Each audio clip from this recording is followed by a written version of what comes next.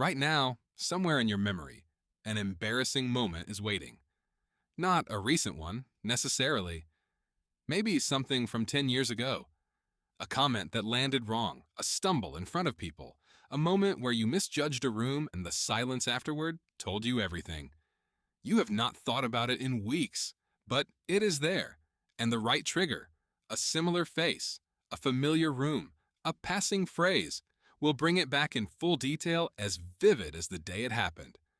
Meanwhile, you have almost certainly had genuinely good moments in the last month. Warm ones. Moments that felt real and full. And almost none of them return uninvited. This is not a coincidence. It is not a personal failing. It is architecture. In 2001, a psychologist named Roy Baumeister published a paper that became one of the most cited in the history of social psychology. Its title was almost insultingly simple. Bad is stronger than good. What Baumeister and his colleagues showed across dozens of studies and categories of human experience is that negative events have a larger, faster, and longer-lasting impact on the mind than positive events of equivalent size. One criticism cuts deeper than one compliment lifts. One bad day takes more recovery time than a good day provides. Losing something hurts more than gaining the same thing feels good. The brain does not treat positive and negative as equals. It never has, and it was never supposed to. But why embarrassment specifically? Why does that particular category of memory replay when so many others simply fade? Bluma Zeigarnik was a Soviet psychologist who, in the 1920s, noticed something peculiar about waiters in a Berlin cafe. They could recall unpaid, open orders with remarkable precision. The moment an order was settled, it vanished from memory almost immediately. She later confirmed in controlled experiments what became known as the Zeigarnik effect. The mind holds unfinished things open. It keeps returning to incomplete situations, unresolved loops, tasks that have no ending. Embarrassing moments are almost never resolved. You cannot go back and redo the stumble. You cannot unsay the comment. The social ledger stays open, and an open ledger stays active.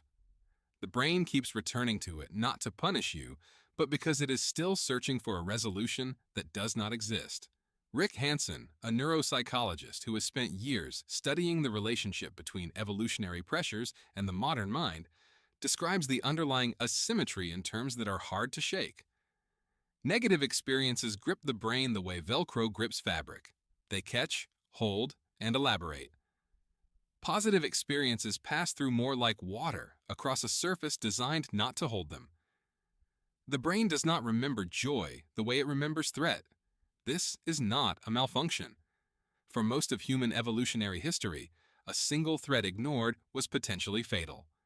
A single pleasure missed was simply survivable.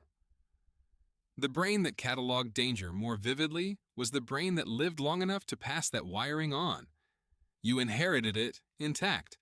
You are running that same brain now in a world where the threats are almost never physical. The most painful dangers you face are social, being judged, being excluded, being seen as inadequate or ridiculous.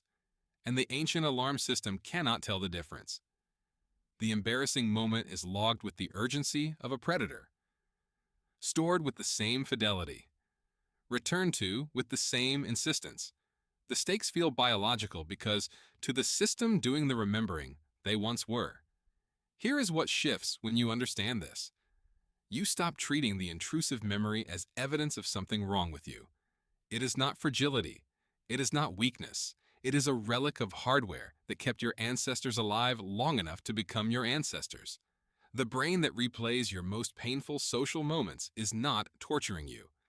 It is doing exactly what a survival system does with high-stakes, unresolved information. It keeps it close, rehearses it, and searches for a resolution in a situation that no longer exists.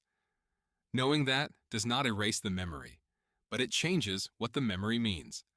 Right now, somewhere in your memory, an embarrassing moment is waiting.